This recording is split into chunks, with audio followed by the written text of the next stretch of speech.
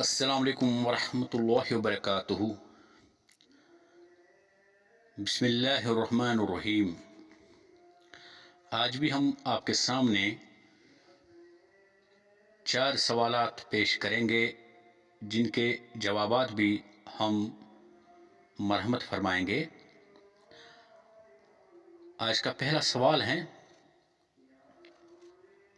ये कहते हैं कि मैंने सुना है कि जब पाँव पंडली तक बरहना हो जाए तो वज़ू टूट जाता है, जबकि हम बाज़ दफ़ा गुस्ल के बाद या वैसे कपड़े बदलते हैं तो जाहिर है कि पंडली बरहना हो जाती है। क्या इस हालत में भी वज़ू टूट जाता है? इसका जवाब है, किसी हिस्सा बदन के बरहना होने से वज़ू नहीं टूटता है। आज का अगला सवाल है, यानी दूसरा सवाल है आज का, हदीस पाक ये कहते हैं, हदीस पाक नज़रों से गुजरी कि ज़कर यानी शर्मगाह को छूने से वज़ू टूट जाता है। मोता इमाम मालिक रहमतुल्लाह अलैह। यानी नमाज में या वैसे कुरान मजीद की तिलावत करते वक्त छू ले, इस बारे में ज़रूर आगाह करे।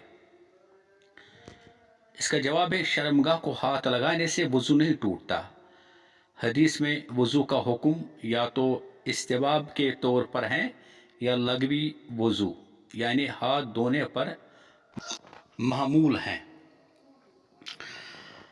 आज का तीसरा सवाल है, मसला यह है कि क्या गर्म चीज़ खाने से, मसलन चाय पीने से, खाना या ऐसी चीज़ें जो आग पर पकी हो से वज़ू टूट जाता है और दोबारा वज़ू किया जाए?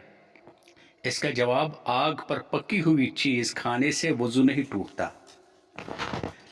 आज का आखिरी सवाल है जो आपके सामने हम माह रमज़ान के बारे में पेश करते हैं।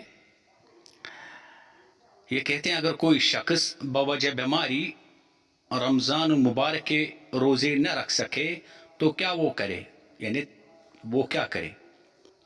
नेज़ ये भी फरमाइए कि ऐसे शख्स की तरावी का क्या बनेगा, वो तरावी पढ़ेगा या नहीं?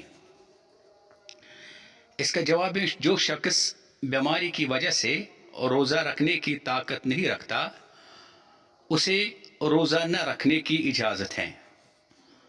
तंदुरुस्त होने के बाद रोज़ों की क़ज़ा रख ले, और अगर बीमारी ऐसी हो कि इससे अच्छा होने की उम्मीद नहीं तो हर रोज़े के बदले सदक़े फ़ितर की मिक़दार फ़िदिया दे दिया करे। और तरावी पढ़ने की ताकत रखता हो तो उसे तरावी ज़रूर पढ़नी चाहिए। तरावी मुस्तकिल इबादत हैं, यही नहीं कि जो रोज़ा रखे वही तरावी पढ़े। अल्लाह ताला हम पर रहम फरमाए, दीनी मसाइल सीखने और सिखाने की तौफीक अता फरमाए। अल्लाह ताला हमारी तमाम हाजतों को पूरा फरमाए। आज की जो भी मुसलमान दुआएं करेगा आज रात, अल्लाह ताला हर एक की दुआ कबूल फरमाए। अच्छा, अस्सलाम वालेकुम वरहमतुल्लाहि वबरकातुहू।